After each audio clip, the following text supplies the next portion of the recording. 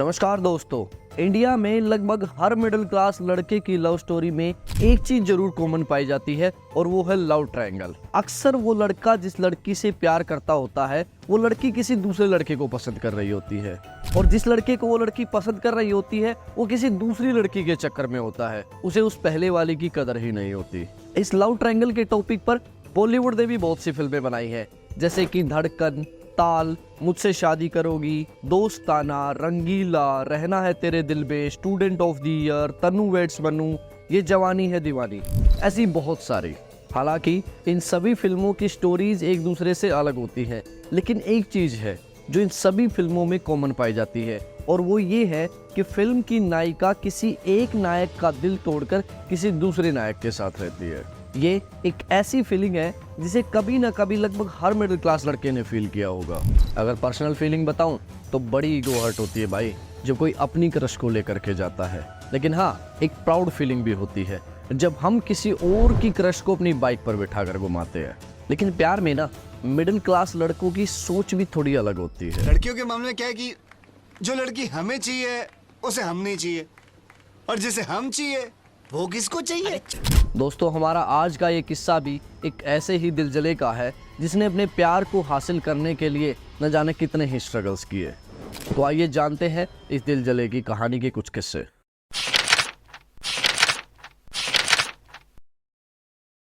दोस्तों, हमारी आज की इस कहानी का हीरो और विलन है बनारस का रहने वाला गोपाल, या फिर मैं उसे इस कहानी का केंद्र बिंदु भी कह सकता हूँ। कहानी की शुरुआत होती है बनारस के एक स्कूल की 5वीं कक्षा के क्लासरूम में। असेंबली के टाइम पर गोपाल अपने दोस्त राघव के साथ मिलकर क्लासरूम से टिफिन चोरी कर रहा था, लेकिन असेंबली के बाद वो पकड़ा जाता है और टीचर के द्वारा उसे पनिश किया जाता है। उसने जिसका टिफिन चुराया था वो थी उसी की क्लास की एक लड़की आरती प्रताप प्रधान। लेकिन जब आरती को ये पता चला कि गोपाल की माँ नहीं है, इसीलिए वो अक्सर दूसरे बच्चों के टिफिन चोरी करके खाना खाता है, तो वो उसके साथ अपना टिफिन शेयर करना शुरू कर देती है और इस तरह से उनकी दोस्ती हो जाती है। आरती के पिता एक डिस्ट्रिक्ट जज थे और आरती बड़ी होकर एक एयर होस्टेस बनना चाहते थे, जबकि गोपाल के पिता एक टीचर थे और वो गरीब होने के साथ साथ अक्सर बीमार भी रहते थे।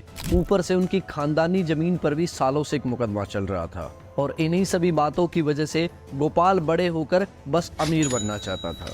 अब बचा गोपाल का दोस्त राघव।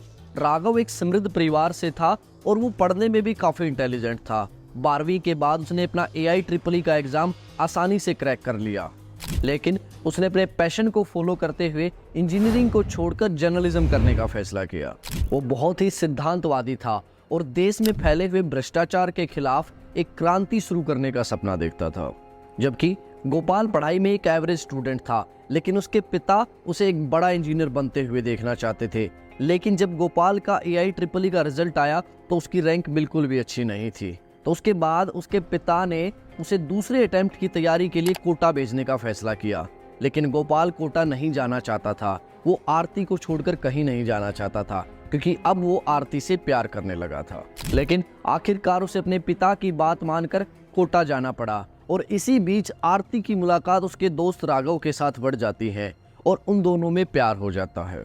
और इन्हीं सभी टेंशन्स की वजह से गोपाल एक बार फिर से अपनी अच्छी रैंक लाने में नाकाम रहा, और इस बार उसका रिजल्ट देखकर उसके बीमार पिता चल बसे और वो अनाथ हो गया। पिता के मरने के बाद गोपाल को पता चला कि उसके पिता ने किसी से पैसे उधार लेकर उसे कोटा पढ़ने भेजा था, और जिससे उन्होंने पैसे उधार लिए थे वो थोड़े अच्छे टाइप के लोग नहीं थे। उन लोगों ने गोपाल को उसके पिता के अंतिम संस्कार वाले दिन ही जल्दी से जल्दी उनके पैसे लौटाने की धमकी दे दी थी। अब लगभग 20-21 साल की उम्र में ही गोपाल जिंदगी के एक ऐसे रास्ते पर खड़ा था जहां वो अभी अभी अनाथ हुआ था, और एंट्रेंस एग्जाम में फेल होने के कारण उसे किसी अच्छे इंजीनियरिंग कॉलेज में एडमिशन नहीं मिल रहा था।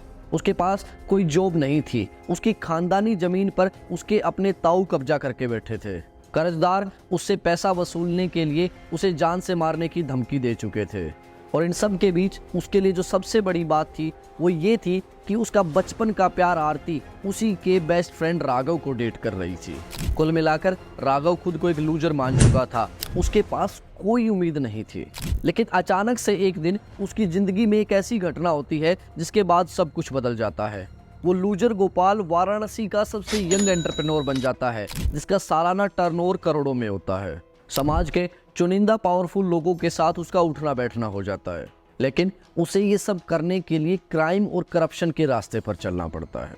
और आखिरकार 25-26 साल की उम्र में ही गोपाल वो सब कुछ हासिल कर लेता है जो भी वो चाहता था। लेकिन क्या वो आरती को हासिल कर पाता है या नहीं, या फिर वो आरती को भूलकर आगे बढ़ जाता है? उसके दोस्त राघव का क्या होता है, जो देश में फैले भ्रष्टाचार के खिलाफ एक क्रांति शुरू करना चाहता था? और आखिरकार क्या गोपाल का अंत किसी टिपिकल बॉलीवुड मूवी के विलन की तरह होता है? नहीं, बिल्कुल भी नहीं, बल्कि इसके उल्टे ये कहानी लास्ट में जाकर के एक अनएक्सपेक्टेड मोड़ ले लेती है। आपको इस किताब को पढ़ते हुए सबसे ज़्यादा मज़ा इस चीज़ में आएगा कि दिलजला अपने प्यार को हासिल करने के लिए किस हद तक जाता है और आरती आखिर में किसका साथ देती है। इसके साथ ही आपको ये जानने में भी बड़ा मज़ा आएगा कि गोपाल के दोस्त राघव का रेवलेशन 2020 नाम का पिंक न्यूज़पेपर क्या क्या तबाही लेकर आता है। मैंने वीडियो के स्टार्टिंग में गोपाल को हीरो और विलन दोनों ही बताया था।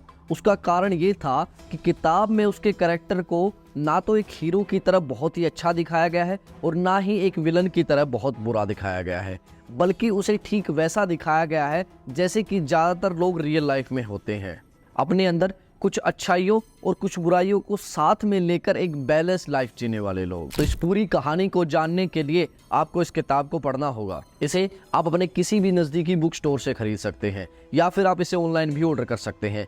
लिंक आपको डिस्क्रिप्शन में मिल जाएगा। किताब हिंदी और इंग्लिश के साथ साथ और भी कई भाषाओं में उपलब्ध है। दोस्तों, अगर आप मेरी अगली आने वाली वीडियोज़ के बारे में जानना चाहते हैं तो उसके लिए मेरे डेली शॉर्ट्स को फॉलो करें, और मुझसे कुछ बात करना चाहते हैं या मुझसे कुछ पूछना चाहते हैं या कोई भी शिकायत या सुझाव है आपकी तरफ से, तो उसके लिए आप मुझे इंस्टाग्राम पर मैसेज कर सकते हैं।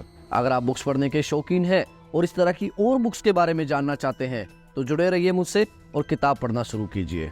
धन्यवाद।